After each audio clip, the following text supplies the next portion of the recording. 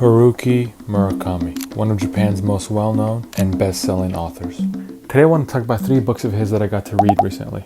But before I do that, I want to talk about the author for a little bit. Murakami was born in 1949 in Kyoto, Japan, and he is currently 75 years old. Growing up, his grandfather was a Buddhist priest, and his father was a Buddhist priest and a teacher of Buddhism. Murakami himself says that he does not feel like a Buddhist. Before he was a writer, he owned a jazz club in his 20s in Tokyo, Japan. His love of music spills into all of his works, whether his characters always referencing music, him naming books of his after specific songs, like his most famous book, Norwegian Wood. Growing up, he was a big fan of classic authors like Dostoevsky and Franz Kafka. I've never read Dostoevsky, so I can't really tell you how much this has influenced his work, but I have read Franz Kafka. Just recently I read The Metamorphosis. You can really tell where Murakami draws a lot of inspiration from. It has a very similar magical realism setting to his books. Murakami didn't start writing novels until he was 39 when he went to a baseball game in Japan and had a eureka moment where he decided, yeah, I'm gonna start writing books now. And ever since then, he's written 14 novels and a collection of short stories. In Japan, Murakami is considered to be a pro-Western writer because a lot of his characters are constantly referencing things from the West. When I say the West, I mean places like Europe and America. A lot of his characters represent Western ideals over Japanese ideals. Now, I'm not a Japanese person, so if you're Japanese and you have any insight to this, please leave a comment below. I would love to see what you think of Murakami from your perspective. So Murakami has a pretty interesting work routine. He wakes up at 4 a.m. every day. He works for 4 to 6 straight hours. After this, he does a 10K run. I never want to do something like that, but there's a bunch of people on YouTube who have done like Murakami challenges, and I would recommend watching them. They are pretty interesting videos, and I'll link a couple in the description that I liked. A common theme in all Murakami stories is he likes to create everyday type of people. He likes his characters to be very normal people who find themselves in very abnormal situations. And another constant throughout these stories is these characters are always looking for something, whether it's love or a MacGuffin or a missing person. They tend to always be searching for something. So Murakami is kind of a self-proclaimed hermit. In one of the few interviews of his that I could find with the BBC, he requested that they dub over his perfect sounding English in English. I'm really not sure why he does this, and that interview is a pretty good interview, and I got a lot of information to make this video from that interview. So I'll definitely link it in the description below. A Wild Sheep Chase. So this was the first book of his that I read. It's about 350 pages. It's not too long. You could probably knock this out within a week. So this book is a part of a trilogy that's called the Rat Trilogy. That is not really even a trilogy. It's a tetralogy, a word that I had to Google that just means 4 in a row essentially. So the reason why it's called the Rat Trilogy and they don't ever talk about the 4th book is because the first 3 books have a character called the Rat that is not in the 4th story. This book follows the first 2 novels that Murakami wrote, Hear the Wind Sing and Pinball 1973. So I went into this book knowing literally nothing about it. I had never heard of the author before. I didn't even know this book came out 40 years ago. I didn't know anything about the plot. The only thing I knew about this thing was it's some guy looking for a sheep. That's pretty much it. The only reason why I ever even stumbled onto this book is because I was just browsing Amazon one day and this book popped up in my recommendations and I just really liked the look of the cover. I thought this was a modern book. I thought this came out maybe like a year or 2 ago. I was like, oh, this looks like a cool book, and I threw it on my Amazon cart. I kind of forgot about it, and then a couple weeks later I saw this again. I was like, oh, I should read that book. I just looked at the title again, Wild Sheep Chase. I briefly read the description. I'm like, okay, that sounds like This sounds like a new opportunity. Pretty interesting premise, and I bought the book. I try to go into pretty much all media blind. I feel like I always enjoy it a lot more if I don't know what's gonna happen. Like I hate watching trailers. I hate reading reviews for the most part. I just like to go into things knowing as little about it as possible. Like if a movie really sucks, I can just walk out the theater. If the book really sucks, I can just return it to Amazon. It's not the end of the world, but I do feel like that helps the experience a lot more. And especially for this book, going into this blind was really such a unique experience because I've never read anything like this, you know, obviously other than his other books. So this story was definitely the easiest to read out of the 3 books of his that I read. It has the most straightforward plot. There's not anything really too crazy or convoluted until I would say about the last 150 pages of the book. The first 200 pages, you're good to go. It's easy. It's not a difficult read. So I really felt like this story was the perfect length. It wasn't too long. It stands on its own. You don't have to read anything in the trilogy. You don't even have to read the sequel. I didn't know there was a sequel when I finished the book, and just reading it as something on its own, it was great. I could see people in like middle school, early high school picking this book up and really enjoying it, because unlike a lot of his other works, this book isn't too convoluted. The magical realism isn't way too out there where it's at the point where I wouldn't be able to recommend it. So because I like to go into things blind, I want you guys to try to do the same thing for this book. I'm just gonna give you the bare bones synopsis that I can. The book's pretty much about this dude. He's looking for a sheep. A bunch of crazy stuff happens. That's all you need to know. That's how I would go into this. I wouldn't read the back. I wouldn't read the front. I would, look at the stars of the reviews. Another part of the book that I really enjoyed is the mystery element. I love mysteries, and this book has a mystery about it. You're really wondering, why are some characters doing the things they're doing? Why is he looking for this sheep? Like, what's the point of all this? It wraps up in a way where it's pretty conclusive. Like, okay, that's why that was happening. Overall, it's a really solid book, and I would recommend it to pretty much anyone. The ending, it's not the best ending, but it's definitely the best of the three of his that I've read so far. That's a pretty consistent theme that I've noticed with Murakami, is I don't really like his endings. I feel like all his endings are kind of lukewarm to me. But I mean, you might not feel the same way. The Wind-Up Bird Chronicle. I love this book. This book was really good. This one's a little bit longer. It's about 600 pages, but this book, man, I could not put it down. I finished this thing in about 5 days. Really, really good book. I do have a couple small nitpicks about it though. My first nitpick is this cover. I don't like this cover. I mean, I get what they were going for kind of like a dreamy, weird, kind of sequence, but I don't know. I don't like it. Like, I like the other prints more. I'll put a couple photos of them.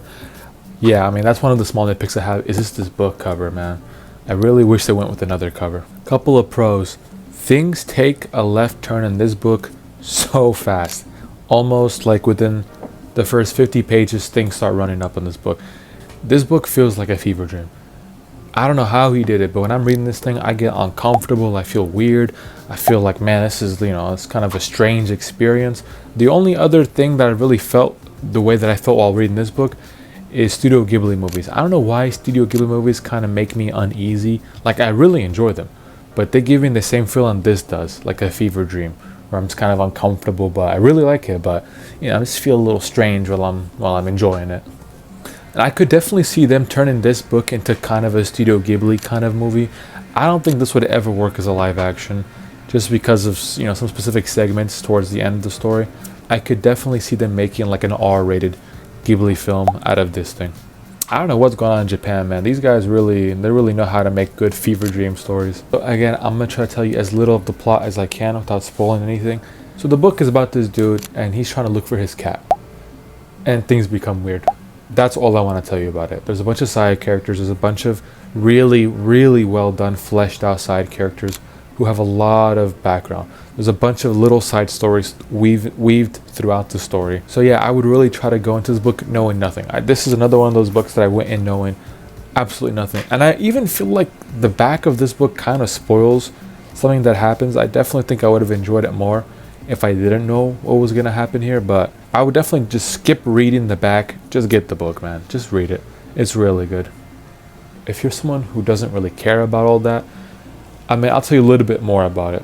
So after his cat goes missing, his wife goes missing, and now he's searching for her, and he just meets a bunch of strange people. So I don't know what's up with Murakami, but this character from this story and the character from A Wild Sheep Chase, they feel like they could be the same dude, just in different points of his life. I saw this was a common complaint online that a lot of his characters are kind of the same person. I didn't really mind this because I like that character, but if you read this book, do you know there's an extremely graphic scene in it? That I read that scene while I was at work, and I had my palm on my head. I had my mouth wide open. I couldn't believe what I was reading. Like, it was insane. This thing has some crazy stuff in it, man. The book definitely does talk about some really serious stuff, but it's not all sadness and depression. There was a couple times where I genuinely laughed so hard while reading this book. Like, it's a funny book. It's not just a sad book. Another little complaint that I have about the book is I felt like it was just a bit too long. While I did like all the characters, there was two characters towards the end that I just felt like Murakami focused in on way too much. He gave them too many background stories. I was just kind of reading, I'm like, I was kind of getting bored. I was like, man, I don't really care about this character. Like, I want to go back to the main plot at hand that's happening. And there was also a couple side stories that literally went nowhere. They were just there for fun, I guess. I don't know why they were there. They were interesting, but they didn't go anywhere. I also wish he kind of focused on the main villain some more in this book. The main villain in this book is a fucked up guy, but he is a very interesting dude to read. And back to my point earlier about there being a bunch of stories that go nowhere, I ended up looking this up later on because I was curious. I was like, there seems to be a lot of just loose ends. And it turns out, yeah, there's a couple missing chapters in this book that the translator just did not bring over for some reason. I found the passages online for some people who translated it from Japanese. And reading those passages, it did tie a couple things together. I really feel like they should have kept those parts in. If you're someone who speaks Japanese and understands the language, I would read the Japanese version of this because the US version, at least, there's some cut content in here. Overall, this was an awesome book. Really, really good book. I definitely enjoyed it more than A Wild Sheep Chase. And this was probably one of my favorite books that I've read so far this year. Really, really highly recommend this book. Dance, Dance, Dance. So this was easily my favorite of the 3 books that I've read so far. This one is a direct sequel to A Wild Sheep Chase. It's not too long. It's about 400 pages. And like Wind-Up Bird Chronicle, I finished this thing, man, in like 3 days. Love this book. Really, really good book. You can see Murakami's love of music really shine through this book specifically. He's constantly referencing tracks. Constantly the characters are talking about music all the time. And I really loved every single character in this one. All the side characters. I didn't think it was too long. Every single character really worked in this. I wasn't bored once while reading this. Like, it does take a little bit to get started. I would say the first kind of maybe 70 pages. They don't drag, but they're definitely, you have to get through them. After that, I've enjoyed everything. Every character loved. Every side character, awesome. All the stories, fantastic. I love the way that he described Japan in this book. It's, it really makes me want to go visit. It's a country that I never really thought about visiting before. The way he describes it here, it makes me really want to just book a ticket and just head over there. And he also describes Hawaii really well. The character does go to Hawaii in this. I was at the lake when I was reading this book, and him describing Hawaii, me chilling at the lake, it really made it, maybe increased my enjoyment, but it definitely made me like, man, I gotta go to Hawaii too after Japan. So this book really reminded me of kind of the Wes Anderson style, like those quirky characters and these like weird events that are constantly happening. So I definitely did read this book in kind of a Wes Anderson style. If you adapted this, I would love to see that. But so yeah, I did love this book a lot. There are a couple small nitpicks. The way the main character interacts with this young character kind of made me pretty uncomfortable. I'm not gonna lie to you. I don't know if it's just the way it was translated to English that makes it weird, but it definitely made me feel weird. I'm like, I don't know if I really, I don't know if I like that. I don't know if what goes on in Japan. I don't really know how the Japanese version of this played down, because I saw online like the German version is kind of different. I don't know if that's a cultural difference or what, but definitely some of the interactions with the younger character kind of made me feel a little, My other complaint about this book, which kind of sucks, is I hated the ending. I literally finished the ending. I flipped it back and forth. I was like, there's no way this is it. You can see why some people might really like it, but for me, I felt like it didn't wrap up the story like I wanted. I definitely wanted to see more of some characters. Like, I wish this thing was 100 pages longer. Overall, love this book. I could recommend this book. I don't know if I'd recommend this like a middle schooler, but I definitely could recommend this book to anybody who's a little older.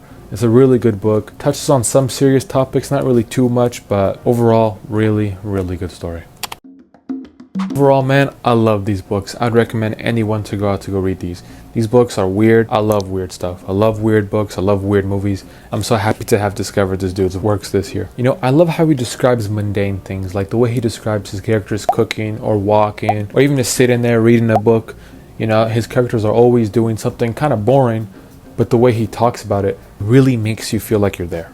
And I also really like how he described darkness. I never really read an author who described darkness the way he does. In all 3 of these books, there are sequences where he's in the dark, like the character. And the way he describes darkness, I don't know, I really, really like it. Like, I just recently read Piranesi, and that was a pretty good book in its own right. But the way that author described the dark and the way that she described kind of the surroundings were nowhere near as good, in my opinion, as Murakami. Like, it was a night and day difference. My biggest critique, though, is this dude hates good endings, man. I don't know why he does not like wrapping stories up, but every single book of his that I've read so far, the ending has been cheeks, man. I don't get it. I really don't. I definitely plan on reading a lot more Murakami books. What I have next on the docket is probably going to be Kafka on the Shore. I saw that one online a bunch. There's Norwegian Wood. I don't know if I want to read Norwegian Wood. It's because, you know, I broke my own rule. I did read the synopsis a little bit, and this doesn't really sound too interesting to me. I will probably end up reading it just because it's not too long. I think it's like 250 or something. So yeah, next I'll probably read Sputnik Sweetheart and Hard-Boiled Wonderland. Wow, what a weird title. Another book of his that I'm really excited to read is 1Q84. That book is long as shit, man. I'm definitely going to save that book for when I go abroad for a little bit over this winter. I'm going to be gone for, you know, a couple weeks, so I'll definitely bring that with me, you know, as my entertainment. Thank you so much for watching the video. If you have a favorite Murakami book, please let me know in the comments. Or if you have a good author recommendation who's similar to Murakami, please let me know. I'm always trying to find some, you know, good, interesting, weird authors. Like, I really like weird stories, if you know any good ones. And yeah, thanks again for watching. If you have any different opinions than me, again, let me know. I'm more than happy to talk about it. Have a good one.